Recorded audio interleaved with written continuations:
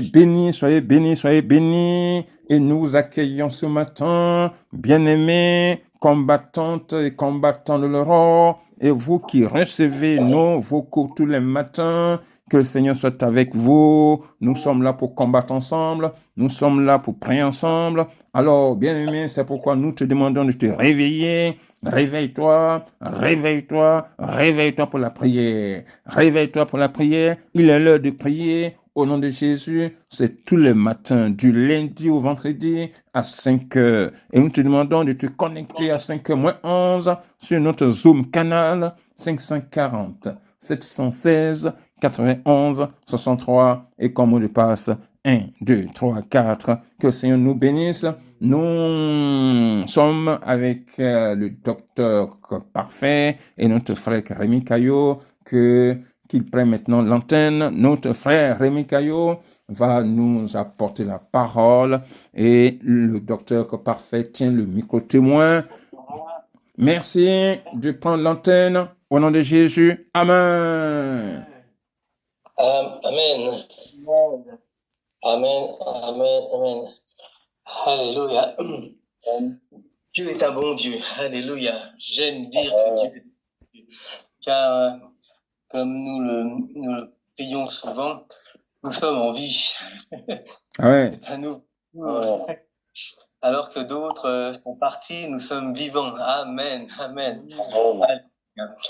Père, je prie, Seigneur, pour cette matinée. Je prie, Seigneur, pour que nous soyons disposés dans nos cœurs, dans notre esprit, dans nos pensées, que nous puissions accueillir la parole vivante du Seigneur par le Saint-Esprit qui nous guide dans toute la vérité. Et nous te remercions, Seigneur, parce que nous sommes unis dans l'amour, dans la foi, dans la paix, Seigneur, et que nous sommes sensibles à ta parole, sensibles à ton Saint-Esprit. Au nom de Jésus, Amen.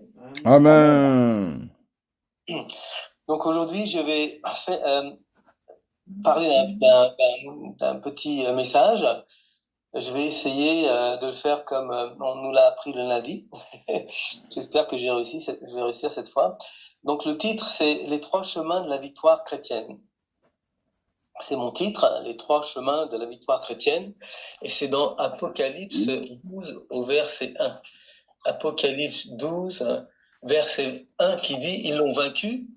À cause du sang de l'agneau et à cause de la parole de leur témoignage, et ils n'ont pas craint de mourir pour. Je me souviens plus du verset parce que j'ai pas noté, mais ils ont offert leur vie en témoignage de ce qu'ils croyaient. Donc, c'est ce petit sermon, il est composé en 3 parties. La première partie, c'est le sang de l'agneau, avec des sous-titres, le sacrifice suprême, la puissance rédemptrice, l'application quotidienne. Deuxièmement, c'est la parole du témoignage, 3 petits sous-titres. La parole du témoignage, c'est la confession de foi, le témoignage vivant, la proclamation courageuse. Et troisièmement, l'amour sacrificiel, avec 3 petits sous-titres, le détachement terrestre, la consécration totale, le courage face à la mort. Alors, mon introduction, c'est que dans le titre « Les 3 chemins de la victoire chrétienne », dans Apocalypse 12, 11, ils l'ont vaincu à cause du sang de l'agneau et à cause de la parole de leur témoignage. Alors, la question qu'on se pose, c'est de qui parle-t-on ? Ils l'ont vaincu, mais qui ? Ils ont vaincu qui ? Le diable, l'accusateur de nos frères. Ils l'ont vaincu. Mais il faut bien comprendre que le sang de Jésus était de nous protéger non pas du diable, mais de Dieu et de sa colère.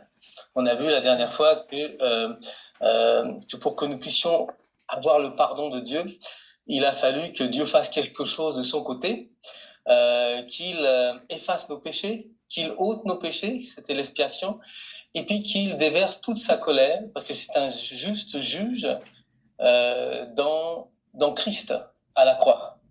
Amen. Et c'est ainsi que son âme fut apaisée par la justice.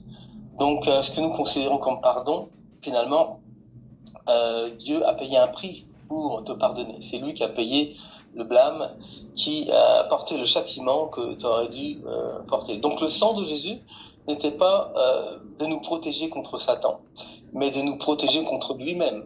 contre Dieu lui-même et de sa colère, pas du diable.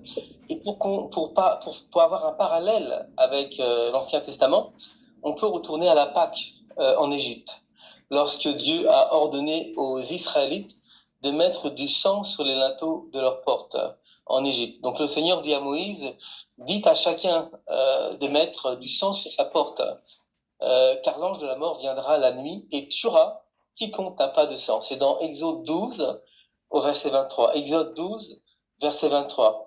Quand l'Éternel passera pour frapper l'Égypte, vous voyez, c'est pas l'Éternel c'est pas le diable qui passera, mais c'est l'Éternel qui passera pour frapper l'Égypte et verra le sang sur le linteau et sur les deux poteaux, l'Éternel, pas le diable, mais l'Éternel passera par-dessus la porte.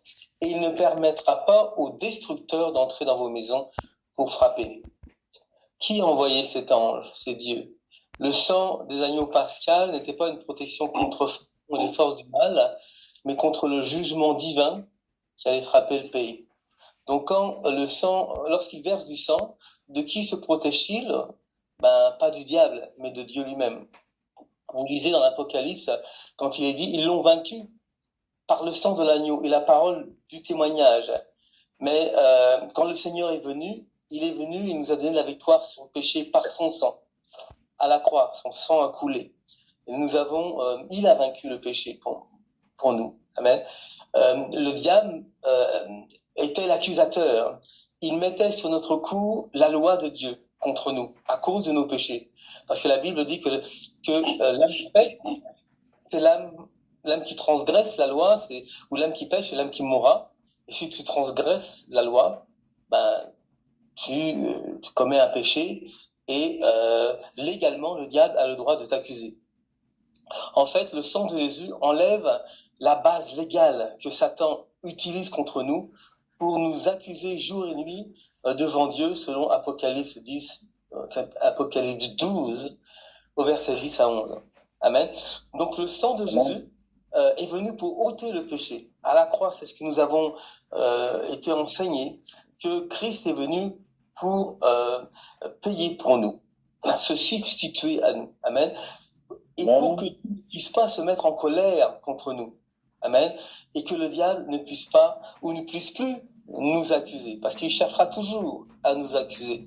Mais il n'a plus le droit légal. Lorsque nous sommes enfants de Dieu, nous avons été rachetés par son sang et il ne peut plus légalement nous accuser. Amen. Donc, lorsque nous transgressons la loi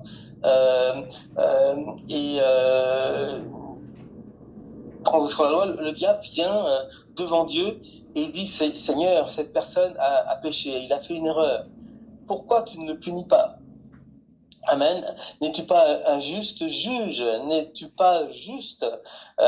Et Dieu, donc, est obligé d'appliquer la loi. Parce qu'au ciel, dans le royaume de Dieu, c'est un royaume régi par des lois. Amen.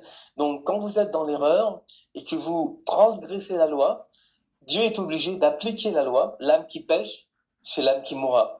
Donc, quand nous péchons, le diable a légitimement le droit de se présenter devant Dieu et de dire, voici, cette personne a transgressé ta loi.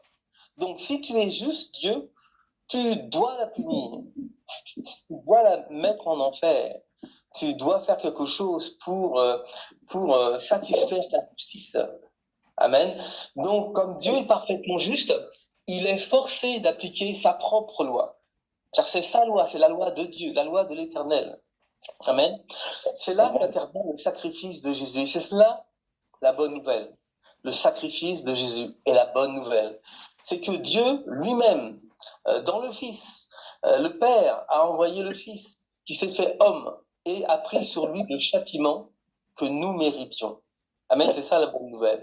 Donc le sang de Jésus a effacé notre dette, non pas envers Satan, mais envers la justice divine, envers Dieu et sa justice. Donc le sang a été placé sur le propitiatoire céleste.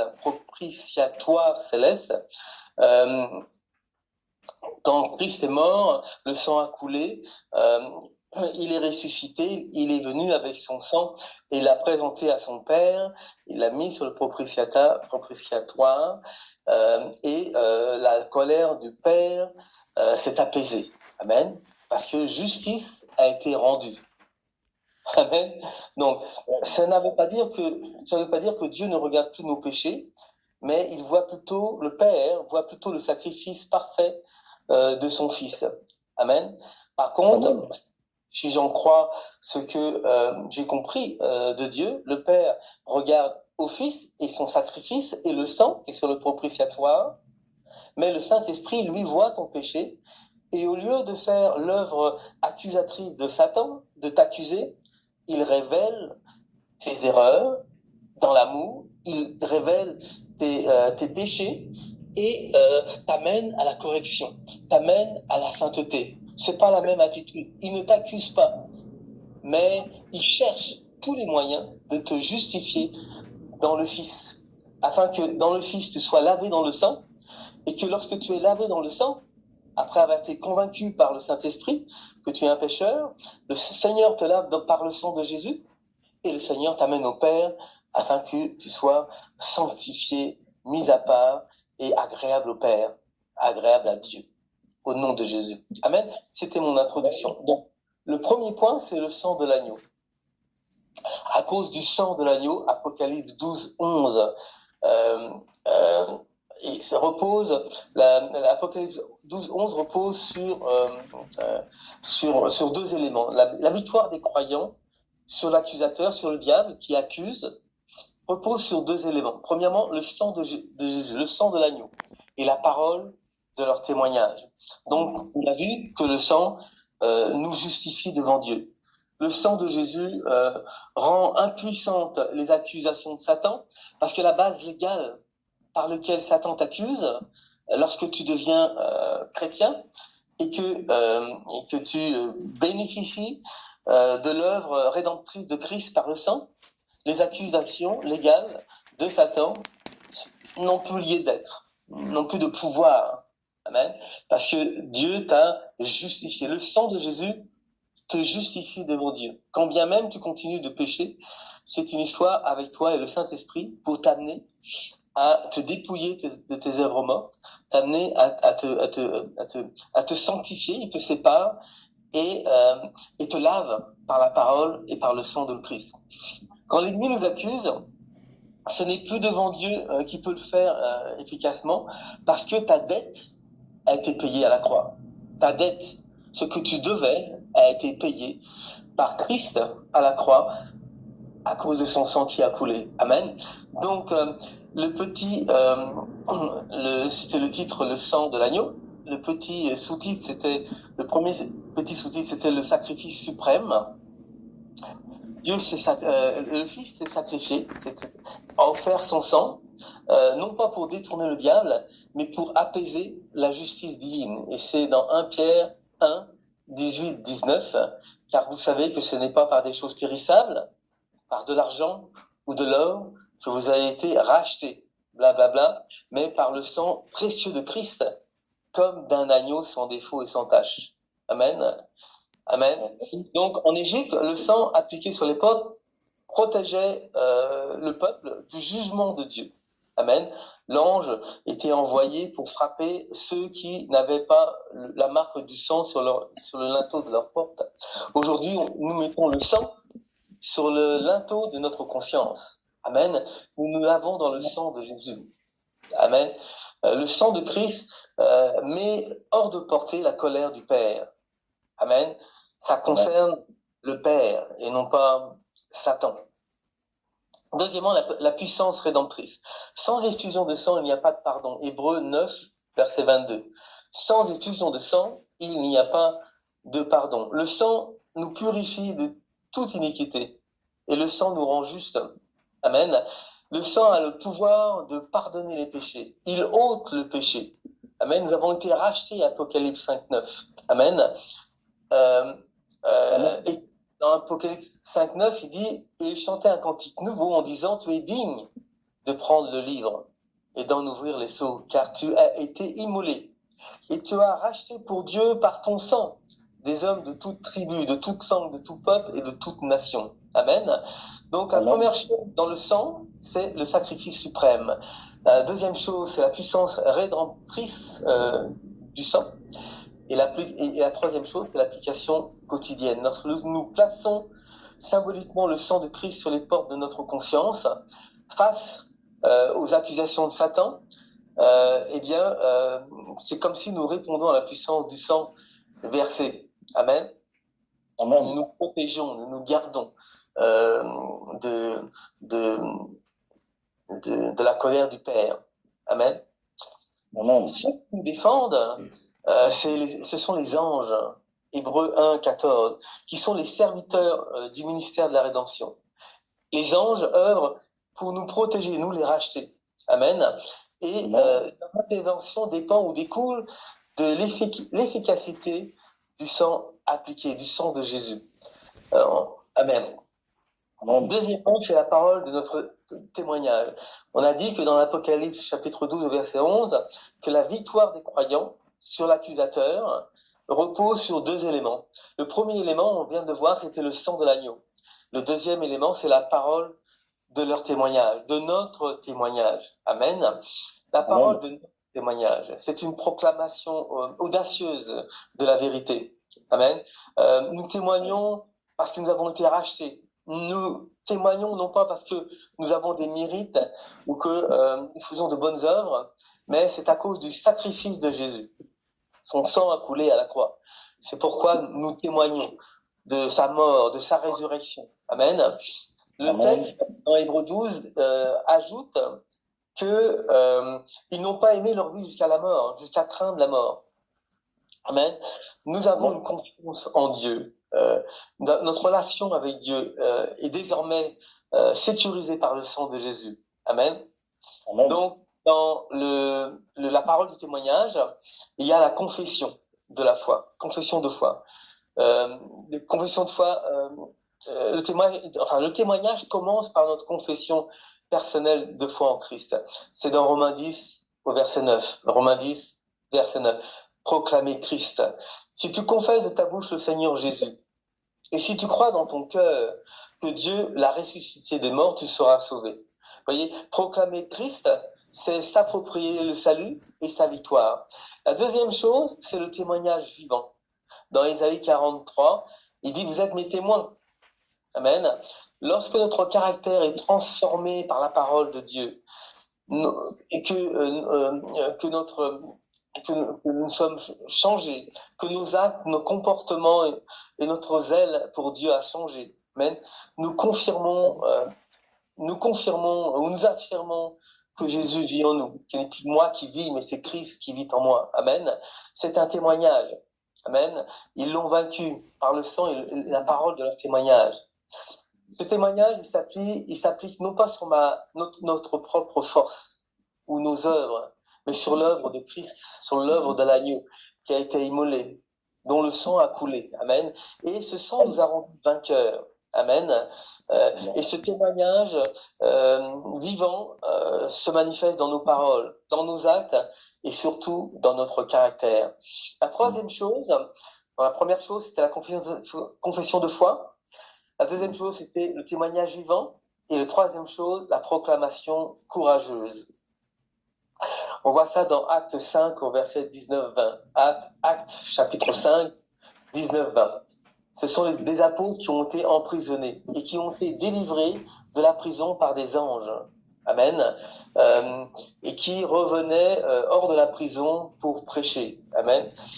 Et voici ce qu'il est écrit. Mais un ange du Seigneur, ayant ouvert pendant la nuit les portes de la prison, les fit sortir et leur dit, alors tenez-vous dans le temple et annoncez au peuple toutes les paroles de cette vie. Vous voyez, il y a le témoignage, c'est aussi une proclamation. On annonce au peuple toutes les paroles de Christ, de cette vie. Amen. Au nom de Jésus. Nous résistons aux menaces. Nous résistons à la peur. Nous nous soumettons et résistons au diable et il fuit loin de nous. Amen. La quatrième chose dans la parole du témoignage, c'est que notre témoignage n'est pas timide, mais nous sommes audacieux, même face à l'opposition. Amen. Dans Acte 4, au verset 20, il est écrit, nous ne pouvons pas ne pas parler de ce que nous avons vu et entendu. Vous voyez, ils disent les premiers chrétiens proclamaient Jésus-Christ malgré les persécutions, et ils se dirent entre eux, nous ne pouvons pas ne pas parler de ce que nous avons vu et entendu. Lorsque nous avons reçu Christ, nous devons de parler de Christ, parce que nous avons vu le Saint-Esprit agir. Nous avons entendu que Dieu est un bon Dieu, que Dieu fait de grandes choses, que Dieu est un Dieu miséricordieux. Amen. Nous l'avons expérimenté. Nous devons le témoigner au nom de Jésus. La troisième chose, c'est l'amour sacrificiel. C'est dans le verset 11 de l'Apocalypse 12, verset 11. Et ils n'ont pas aimé leur vie jusqu'à craindre la mort. Amen. Quand nous invoquons le sang de Jésus contre les forces démoniaques, nous passons à côté d'une fonction première. Car le sang n'est pas une arme magique contre le diable. C'est le moyen, le sang est plutôt le moyen par lequel Dieu nous justifie. Amen. C'est le moyen par lequel Dieu est apaisé de sa colère. Amen. Parce que le sang a ôté le péché. Nous sommes plus pécheurs devant le Père. Amen. Si le Saint-Esprit vient pour pécher, c'est pour t'aider à te sanctifier. C'est pour t'aider à te dépouiller de tes mauvaises œuvres. Amen. Donc, la véritable protection vient du fait que nous sommes désormais des enfants légitimes de Dieu, lavés dans le sang de l'agneau. Amen. L'ennemi, Satan, ne peut plus nous accuser devant le trône de Dieu, car notre dette a été payée en totalité à cause de l'œuvre rédemptrice de Christ à la croix. Son sang a coulé. C'était un moyen d'échange, non pas pour Satan, mais pour le Père. Pour le Père. C'est lui qui était en colère. Bien que le diable a une grande colère, parce que son temps est bientôt à terme, c'est la colère de Dieu qui nous emmène en enfer. Amen. C'est sa colère. C'est sa colère. C'est pas la colère du diable. Et donc, le sang de Jésus, c'est pour apaiser la colère du Père. Et parce que le sang a coulé, le Père a été apaisé contre nous. Le Père voit son Fils. Amen. Et le Saint-Esprit te voit tel que tu es, mais pour te changer et te transformer à l'image du Père et du Fils, au nom de Jésus. Amen. Je peux résumer que le Saint-Esprit, il te convainc de péché. Il te montre tes erreurs, il te montre tes défauts, mais il t'accuse jamais. C'est le diable qui t'accuse. Et parfois, lorsque nous sommes accusés dans notre conscience, c'est parce que nous sommes conscients de notre péché. On appelle ça la conscience du péché. Dans Éphésiens 6, nous devons réaliser que nous sommes devenus la justice de Dieu. Et donc, manifester la conscience de la justice, en contraste avec la conscience du péché. Donc, le Saint-Esprit ne t'accuse pas, il cherche ta justification, ton dépouillement, t'amener à la sainteté. Amen. Donc, pour t'amener à la sainteté, il t'amène à Jésus. Et lui, Jésus, par la parole et par son sang, il te lave de tout péché. Il ôte le péché, afin que tu sois présenté devant le Père parfait.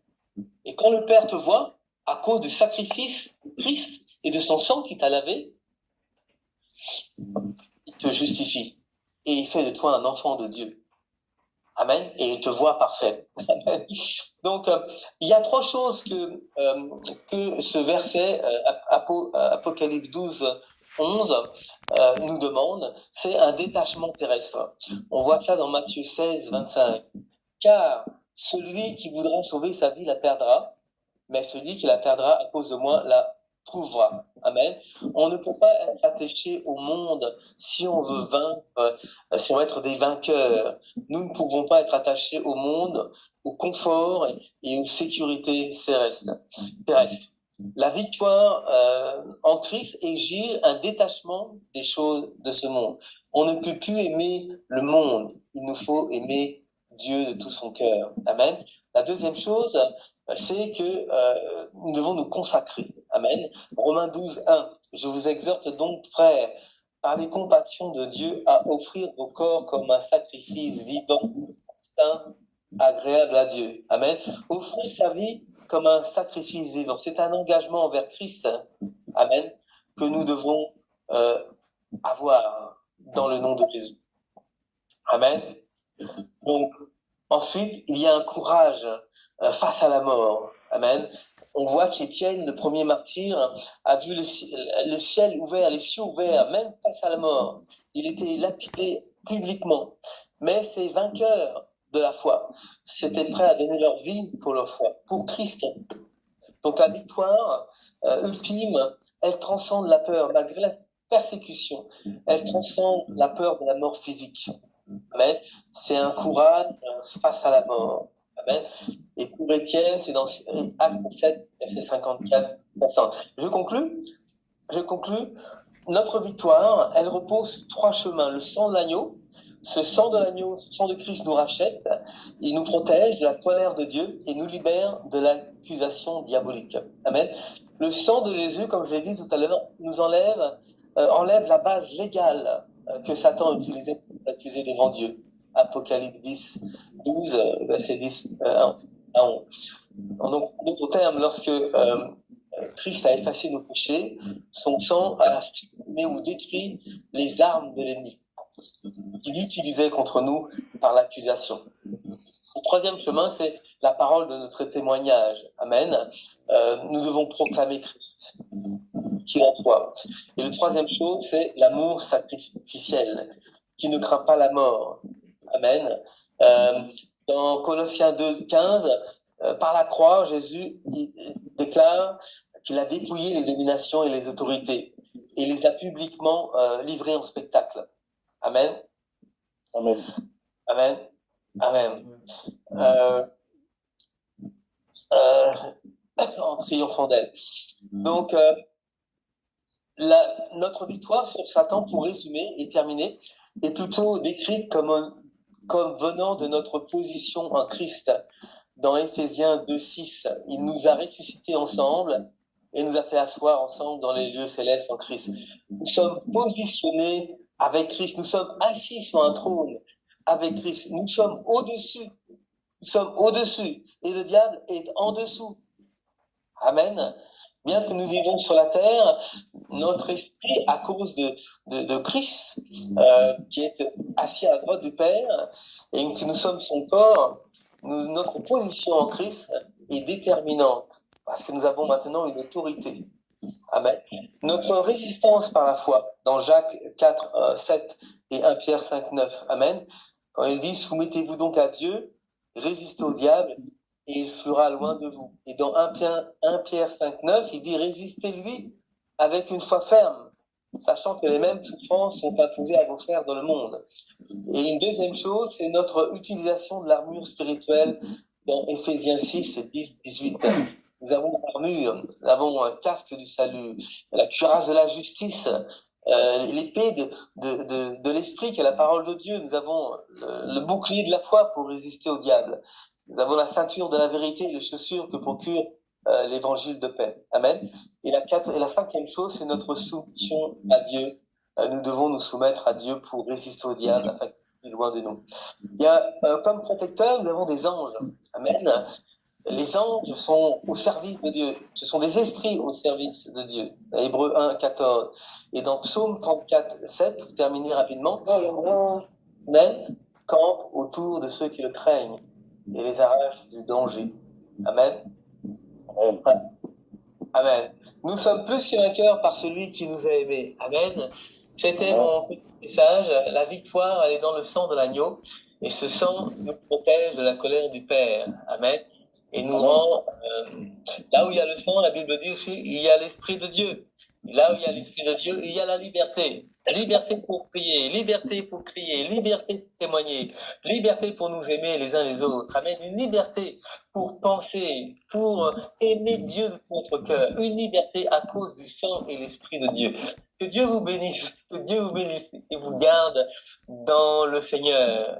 Et que le sang de Dieu soit votre partage et que l'Esprit de Dieu vous anime au nom de Jésus-Christ. Amen. Amen. Amen. Amen. Priez.